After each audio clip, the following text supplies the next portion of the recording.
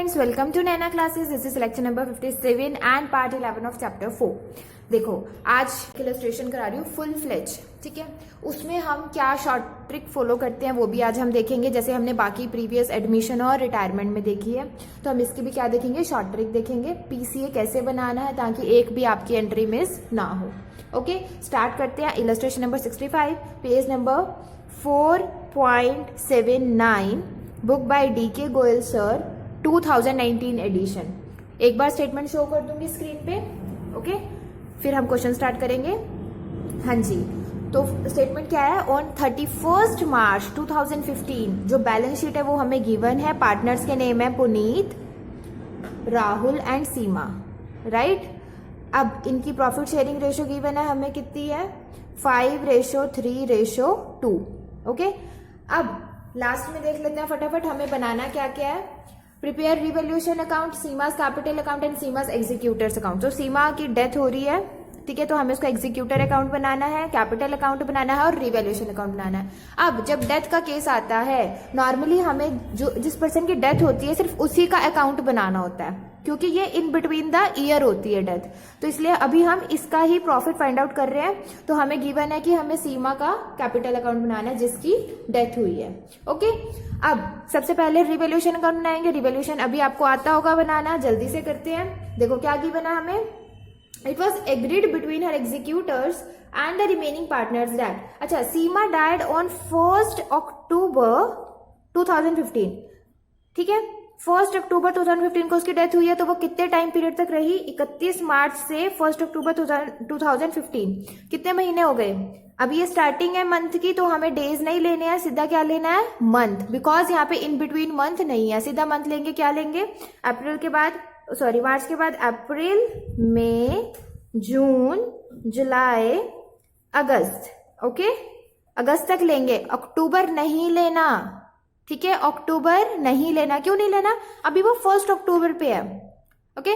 So we will take the month April, May, June, July, August and September, ठीक है। अक्टूबर नहीं लेना, सितंबर तक लेंगे, तो हमारे कितने मंथ्स हो गए, 6 मंथ्स। तो हमें टाइम पीरियड पता चल गया कि उसने कितने टाइम तक काम किया, तो हमें प्रॉफिट भी इसी टाइम पीरियड का देना है। नेक्स्ट देखते हैं हमें फर्स्ट पॉइंट में, तो गुडविल कैसे फाइंड आउट करनी है। Goodwill will be valued at this and this, ये गिवन है, तो हम इस पॉइंट को अभी बाद में करेंगे। नेक्स्ट पॉइंट देखो नेक्स्ट पॉइंट क्या गिवन है, पेटेंट्स बी वैल्यूड एट ₹16,000। चलो पहले रिवैल्यूएशन बनाते हैं, रिवैल्यूएशन की एडजस्टमेंट एंट्रीज करेंगे फटाफट।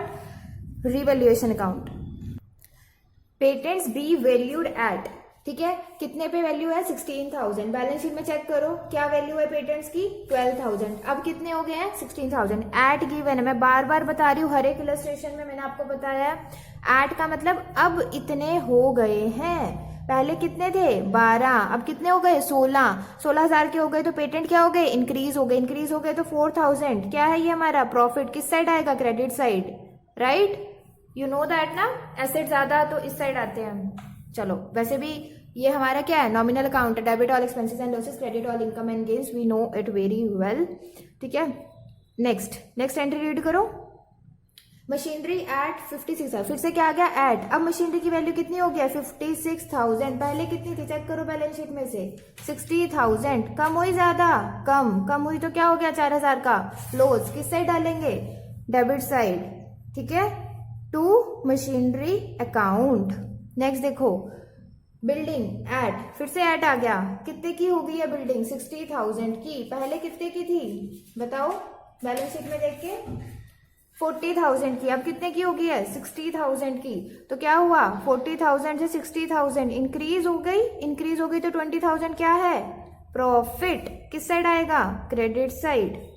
डन बाय बिल्डिंग अकाउंट, हो गया। इसके बाद देखो नेक्स्ट एंट्री है प्रॉफिट से रिलेटेड, फिर इंटरेस्ट ऑन कैपिटल। तो ये टर्म्स हमारे रिवैल्यूएशन से रिलेटेड नहीं है, तो रिवैल्यूएशन हमारा बन गया। अब हम इसका बैलेंस करेंगे, क्रेडिट साइड ज्यादा है, प्रॉफिट आएगा, कितना आएगा, 24,000 माइनस 4,000, 20,000। अब एक चीज और देख लो, ये क्वेश्चन किसका है, डेथ का। ये जो 20,000 है, ठीक है, ये किसका है, सब पार्टनर्स का, ऑल। जैसे रिटायरमेंट में होता है ऐसे ही होता है, किसका है, सबका है। ठीक है। पुनीत, राहुल, सीमा, तीनों में हम डिस्ट्रीब्यूट कर देंगे to profit transfer to capital account. किस किस को देना है हमें? पुनीत, राहुल एंड सीमा। किस रेशो में जाएगा? ओल्ड रेशो में ही, यही है ओल्ड रेशो, 5:3:2। ये आ जाएगा आपका 10,000, 6,000 एंड 4,000। डन, ठीक है, ये हमने डिस्ट्रीब्यूट कर दिया। अब हमने रिवोल्यूशन बना लिया, अब हम बनाएंगे अपना सीमास कैपिटल अकाउंट। सिर्फ हमें किसका बनाना है? डेथ के केस में अभी यहाँ पर पूछा है सीमास, जिसकी डेथ हुई है सिर्फ उसका कैपिटल अकाउंट बनाएंगे, और इसकी शॉर्ट ट्रिक अभी बताती हूँ। अच्छा, सीमा का रिवोल्यूशन, ये जो प्रॉफिट है ये याद रखना, ये अभी हम यूज करेंगे, ठीक है। तो अब हम सीमास कैपिटल अकाउंट बनाएंगे। यहाँ पर डेट का कॉलम भी आता है, बट अभी मैंने नहीं लिखा है। अभी मेरा मेन फोकस है आपको अकाउंट बनाना सिखाना, फॉर्मेट नहीं, ठीक है। फॉर्मेट आपको पेपर में जरूर फॉलो करना है। पेपर में फॉर्मेट बहुत अच्छे से प्रेजेंट करके आना, ठीक है। वर्किंग नोट अच्छे से बनाकर आना। अगर बाय मिस्टेक आपकी, मतलब बाय चांस अगर आपकी कोई मिस्टेक हो जाती है ना, अगर आपने वर्किंग नोट अच्छे से बनाया है, ठीक है, तब भी मार्क्स मिल जाते हैं थोड़े बहुत। तो इसलिए अपने वर्किंग नोट्स को क्लियर रखना, ओके। तो अब हम बनाते हैं, इसकी शॉर्ट ट्रिक बताती हूँ। BUGR TCPW याद है आपको? वहां से हम BUGR तो ले लेंगे, ये तो हमारा हर एक में कॉमन ही है। इसके बाद यहाँ पर नया क्या आता है? IPC, अभी बताऊंगी फुल फॉर्म, वेट। उसके बाद आएगा DILE, ये तो दिल हो गया, ठीक है। IPC, आगे CA करोगे तो IPCC होता है, वहां पे IPC ले लिया, और BUGR ये तो पुराना ही है, ठीक है। और E ये एग्जीक्यूटर अकाउंट के लिए है, ठीक। तो यही सारी टर्म्स हैं जो यहाँ पर आ सकती हैं, इसके अलावा बाहर से कुछ नहीं आता। तो देखते हैं क्या क्या है। B से क्या है? बैलेंस। जल्दी से बैलेंस बताओ, बैलेंस शीट में कितना है सीमास कैपिटल अकाउंट का? By balance carried brought down, by balance brought down कितना है? 30,000 का। देन इसके बाद नेक्स्ट देखो, यू मतलब अनडिस्ट्रीब्यूटेड प्रॉफिट और अनडिस्ट्रीब्यूटेड लॉस। हाँ जी बताइए, क्या है बैलेंस शीट में प्रॉफिट और लॉस? रिजर्व है लायबिलिटी साइड पे, और एसेट साइड पे कुछ भी नहीं है, ठीक है। रिजर्व से रिजर्व को डिस्ट्रीब्यूट कर देंगे। किस रेशो में जाएगा ये? ओल्ड रेशो में। क्या थी ओल्ड रेशो? 5:3:2, राइट। तो अगर हम इसमें से सीमा का शेयर फाइंड आउट करें, सीमा तीसरे नंबर पे है, 2 है इसका शेयर, है ना। तो अब हम क्या करेंगे? कितना है रिजर्व का अमाउंट? 20,000। 20,000 को के में 20,000 में से सीमा का शेयर फाइंड आउट करेंगे, इट विल बी 4,000। तो हम रिजर्व में क्या लिख देंगे? यहाँ पे रिजर्व को डिस्ट्रीब्यूट करने की एंट्री करेंगे, बाय रिजर्व 4,000, ठीक है। अभी हमसे उसने सीमा का पूछा है, तो सीमा का ही बनाएंगे, बाकी पार्टनर्स का नहीं बनाएंगे, ठीक। इसके बाद क्या है? जी मतलब गुडविल। गुडविल बैलेंस शीट में है? नहीं है, लीव दिस पॉइंट, ठीक है। ये तो कौन सी गुडविल होती है? जो बैलेंस शीट में अपीयर होती है। किसका है? रीवैल्यूएशन का। किसका है? रीवैल्यूएशन। लॉस या फिर प्रॉफिट? क्या आया था? प्रॉफिट। इस साइड आया था तो इस साइड ट्रांसफर होगा, account to account close transfer होता है, तो बाय रीवैल्यूएशन अकाउंट। कितना प्रॉफिट था? 4,000। याद है मैंने आपको कहा था याद रखना, तो वो यहाँ पे ट्रांसफर हो गया। इसके बाद नेक्स्ट क्या आता है? आई मतलब इंटरेस्ट ऑन कैपिटल। क्या होता है इस आई का मतलब? Interest on capital. अब देखो, जब हमने अभी तक इतने सारे एडमिशन कर लिया, सब कर लिया, उसमें तो कभी ना आया इंटरेस्ट ऑन कैपिटल। यहीं पे क्यों आया? यहाँ पे इसलिए आया क्योंकि यहाँ पर ये साल का मिड है, ठीक है। अभी हम एंड ऑफ द ईयर नहीं है, इसलिए यहाँ पर इंटरेस्ट ऑन कैपिटल हमने कैलकुलेट नहीं किया हुआ। इसने 6 महीने काम किया है, उस टाइम पे इसको इंटरेस्ट ऑन कैपिटल नहीं मिला। देखो हमें क्वेश्चन में गिवन है interest on capital be provided eight 10% per annum, तो ये क्या है? 10% देना है आपको एक साल का में 10%। तो कितनी थी इसकी कैपिटल? बैलेंस कितना है? 30,000। 30,000 पे 10% फाइंड आउट करोगे 3,000, पर जो 3,000 है वो किसका है? पूरे साल का। पर इसने कितने टाइम काम किया? 6 महीने। तो क्या कर देंगे? डिवाइड बाय 2, मतलब 6/12, है ना, हाफ कर देंगे। तो कितना आ जाएगा ये? 1,500 बाय इंटरेस्ट ऑन कैपिटल। इतनी बात समझ आती है? क्या क्या किया जल्दी से बताओ? BUGRI, ठीक है। हम यहाँ तक पहुंच चुके हैं। अब देखो पी का मतलब होता है profit and loss suspense account. Profit and loss suspense account बनवाया था लास्ट वीडियो में। क्या करते हैं? Profit and loss suspense account को डेबिट करते हैं टू जिसकी डेथ हो रही होती है उसको, क्योंकि ये प्रॉफिट उसका इतने टाइम पीरियड का होता है, 31 मार्च से लेकर जब तक उसकी डेथ हुई है। जैसे अब यहाँ पे 1 अक्टूबर को हुई है, तो इतने टाइम पीरियड का जो प्रॉफिट है, इसका जो पर्सन का शेयर है वो यहाँ पे जाता है P&L सस्पेंस में, वो हम यहाँ पर लिखेंगे बाय P&L सस्पेंस अकाउट। बट इस क्वेश्चन में अभी तक हमने फाइंड आउट नहीं किया है। जल्दी से आगे स्टेटमेंट रीड करते हैं। क्या दिया हुआ है? Profit for the year 2015 and 16। ये आप रीड करो, थर्ड पॉइंट दिख रहा है, थर्ड पॉइंट रीड करो। Profit for the year 2015 and 16 be taken as having been accrued at the same rate as that in the previous year. क्या बोल रहा है कि 15 और 16 का जो प्रॉफिट है वो सेम रेट पे लेना है जैसा पिछले साल था। अब पिछले साल क्या था भाई, देखो पीछे गिवन है फर्स्ट पॉइंट में 2014-15 का आपको प्रॉफिट गिवन है 40,000 गिवन है, जो गुडविल का पॉइंट है उसमें लास्ट में गिवन है 14-15 का प्रॉफिट मिला। ठीक है, अब देखो ये 40,000 जो प्रॉफिट है ये प्रीवियस ईयर का है और हम कहाँ पे खड़े हैं 2015 और 16 में। उसकी डेथ कब हुई है 1 अक्टूबर 2015 में। ठीक है, तो हमें 31 मार्च से लेकर 1 अक्टूबर 2015 तक का प्रॉफिट निकालना है। 31 मार्च कौन सी 2015 वाली। अब इसने बोला जो ये प्रॉफिट का रेट है ये कितना है, उतना ही है जितना पिछले साल का। पिछले साल का कितना प्रॉफिट है 40,000। 40,000 जो ये प्रॉफिट है, अब इस अगर मैं इसको, ये पूरे साल का है तो 6 महीने का कितना होगा 20,000, राइट, डिवाइड बाय 2 कर दूंगी तो कितना होगा 20,000, क्योंकि हमें 6 महीने का चाहिए तो 6/12 कर देंगे, इट विल बी 20,000। लेकिन अब फिर से वही गलती नहीं करनी है, ये किसका प्रॉफिट है पूरी फर्म का, कितने टाइम पीरियड का, इस टाइम पीरियड का। हमें किसका चाहिए सीमा का जिसकी डेथ हो रही है, तो हम सिर्फ इसका शेयर फाइंड आउट करेंगे। कैसे करेंगे, इसका शेयर कितना था 2/10, तो यहाँ पे 2/10 कर देंगे, है ना, समझ आ रहा है। 40,000 मल्टीप्लाई, पहले मंथ लिखेंगे फिर उसका शेयर लिखेंगे। ओके, मैं बार बार कह रही हूँ शेयर लिखना मत भूलना, ठीक है, जल्दबाजी इतनी भी अच्छी नहीं होती कि आप शेयर ही लिखना भूल जाओ उसका। ठीक है, कितना आ जाएगा ये 4,000 आ जाएगा, सब कुछ ही 4,000 है क्या, बाय क्या आएगा P&L सस्पेंस अकाउंट। डन, मैं थोड़ा सा स्पेस बना लेती हूँ फिर करते हैं आगे। नेक्स्ट क्या है हमारा कंपनसेशन की जो एंट्री होती है, सी मतलब यहाँ पे क्या है कंपनसेशन। कंपनसेशन की एंट्री कैसे करते हैं बताओ फटाफट।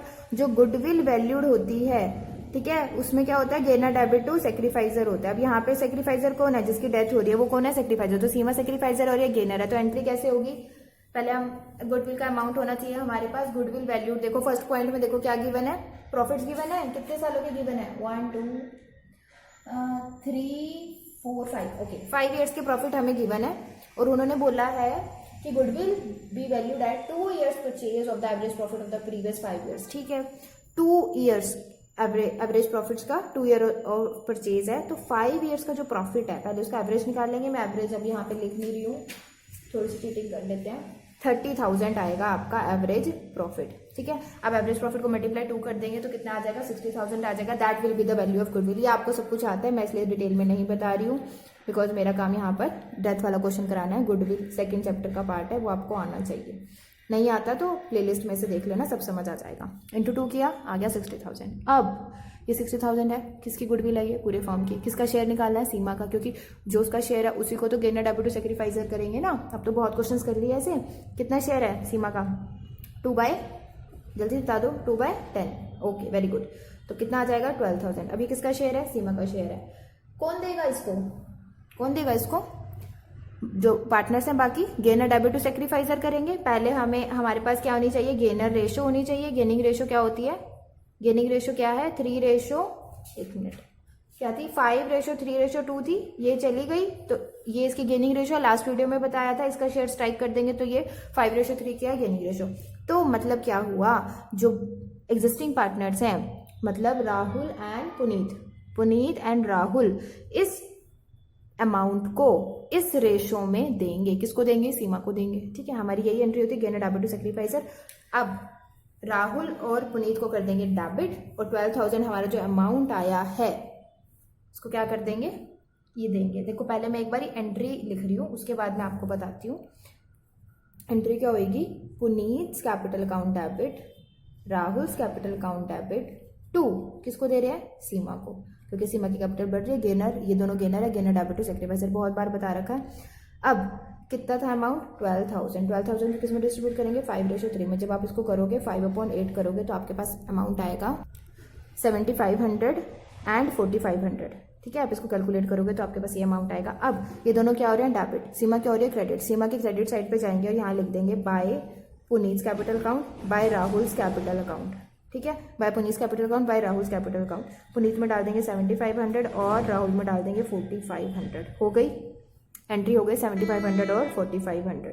चलो अब नेक्स्ट देखते हैं। अब देखो अब एकदम से आप क्वेश्चन में ढूंढोगे क्या क्या क्या, तो आप कंफ्यूज हो जाओगे, इसीलिए ये पैटर्न है। अब आपको पता है मैं यहाँ पहुंच गया हूँ या पहुंच गई हूँ, अब आपको आगे चलना है। डी, डी मतलब होते ड्राइंग्स। अभी बताती हूँ पूरी ये एंट्री समझ आई?